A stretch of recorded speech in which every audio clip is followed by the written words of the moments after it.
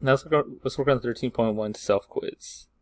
So first part is like kind of like a worksheet, just a little warm up to figure out what formulas we know. Cosine squared should equal 1 minus sine squared theta x.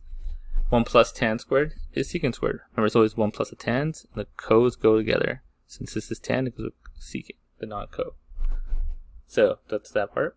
Now here, I'll just follow my general rule, which is try to make everything sine and cosine. What's not sine and cosine? Tan. So change tan. Sine theta over cosine theta.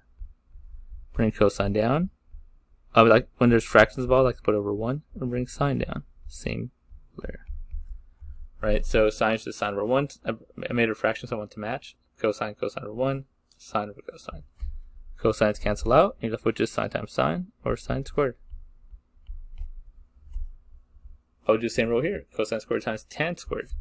This is change tan. Tan is sine squared over cosine squared. Bring the cosine down. Since it's not a fraction, make it over 1. Hey, these cancel out. I get sine squared again. Same answer. Next few. Cosine squared times 1 plus tan squared. A couple ways to do this one. Let's do the pro way. I have a formula for that, right? 1 plus tan squared is up here. It's secant squared. So let's use that to our advantage. So I get cosine squared theta times secant squared theta. Remember what I said before? If they're reciprocal functions be multiplied, they cancel each other out. So straight out just 1. That's the only way you can do that. If you want, you could have gone the other way, which is try to make everything sine and cosine. So I'll do that right here. I'll do it an alternate way. 1 plus tan will be sine squared over cosine squared. Right, so an alternate way of doing it.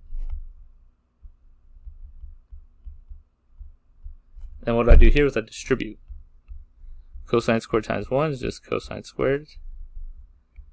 Cosine squared times sine over cosine, the cosines would cancel, you just get sine squared.